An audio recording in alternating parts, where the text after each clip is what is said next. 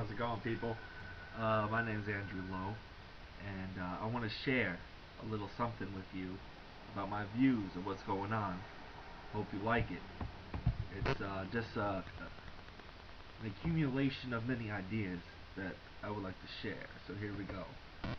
It's kind of called Things Are Kinda Effed Up. I often ask myself, what is out there? Is there something special about me? Why am I in this body at this moment in time? And if there is a reason, what is it? I have studied philosophy, physics, and although I am not an expert on anything of the sort, I have a pretty good understanding of the questions people have and the answers scientists have for them. But there is still the greatest question that I have for millions who are often in disagreement about religion. Why should I have faith?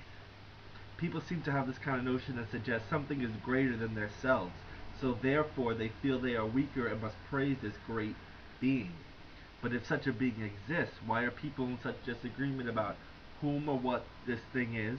Even more complicated is what the being has done to shape this world, which whom has chosen as prophets to relay and preach this message, and disagreement even about past events. Let there be light. Everyone has heard this phrase. It apparently started everything. We actually can figure out how long our universe has been around. We know when the Big Bang was by measuring the speed of the universe growing and backpedal to figure out how long it has been around. Now, scientists don't necessarily believe that God initiated the Big Bang, but I will use a simple analysis to put forth my own opinion. If there was nothing, and when I say nothing I mean the universe was non-existent, someone would have had to flip the switch. Like Sir Thomas Aquinas said, someone had to push forward the first domino, which led to its effect. That makes sense to me. Every single scientist can explain to me why something happens. We as a species do not like the idea of not knowing something. Sure, there are tons of people that don't care, go to work, and dream of happy hour Friday. Understandable. We have to live and make money, so we have some type of enjoyment on this rock before our time has come to an end. And why are the things that help us get through all of that proven time and time again prove to be bad for us? Alcohol, drugs, they stimulate enjoyment, but they are terrible. That's neither here nor there right now. Back to the point. If scientists can explain everything, or continue to find answers to every single question any man can have, even if this is by disproving God, why if billions of years ago was this very universe, our whole existence created? Luck. Luck. Come on. And why is it that we have a sun which is the perfect size as to give us billions of years of progress and not burn because our sun burnt out too quickly, created by a supernova, turned into a black hole and sucked up everything? This didn't happen. Everything is perfect. If our creation was random, laws of the universe, the positioning of our planet from the sun, the size of our star, all of these lucky anomalies would not be likely to have happened. I think scientists should conduct some experiments of luck and find out that luck really doesn't happen very often. Ask Vegas, they'll tell you all about that. All I am saying is why religion and science can't agree on a few things. I mean, the world and the universe is perfectly constructed, so it would make sense it was created by something. But this statement is often ridiculed by cocky physicists who say, well, the reason people put it in a higher power is because they can't understand it. True, many people cannot understand Einstein's relativity, the fact that time slows down the faster someone goes towards the speed of light, or other theories of Einstein. Science exists wholeheartedly, but science is just the ability to understand the power and intelligence of God. Evolution is where everything is shot. Because the Bible says Adam and Eve was created, and the idea of us evolving from monkeys really doesn't sit well with the church. Now, I think the reason why the church wants everyone to believe science is wrong, because the more and more we know, the less and less powerful God is. At least that is what the church is afraid of. They believe if we put it in a higher power and say that science is wrong, therefore there's a reason to believe. Believe in something.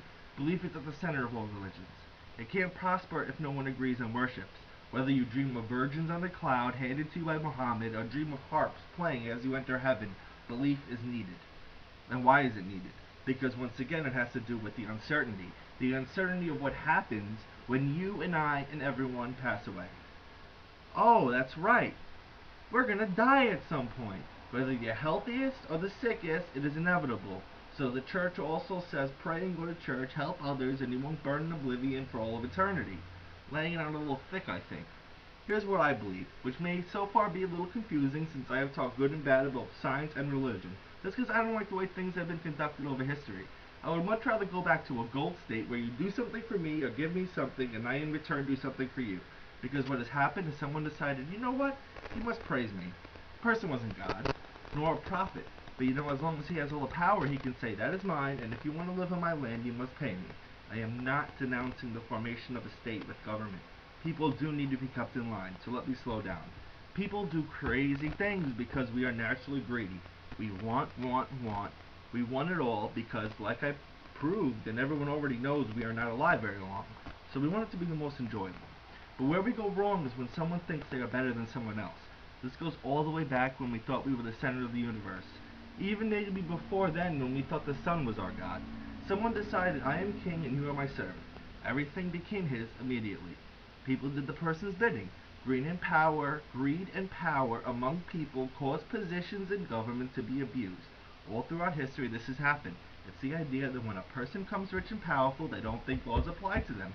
But it isn't really that stupid of an idea if you think of it. If I make the laws, then why should I follow them? I made them. Why does everyone want to be famous? I will tell you, it is because of all the benefits that come with it. They could care less about the 26 hours of filming, or the sleepless nights wandering if your neighboring country's gonna bomb you, or singing the national anthem and screwing it up, but yet you still make millions of dollars. After seeing just what entails with all of these high-paying jobs, make people think twice then, but they still just want the fame. They want to be liked, loved, envied, perhaps even worshipped on the extreme case, Twitter. Perfect example where technology has once again met the desire for being liked. Follow me. Black and white, everyone not only sees what you had for lunch, but can see how many others know what you had for lunch. We need to reevaluate everything, and I will explain later on, because like we all know, things are kind of effed up. Thank you.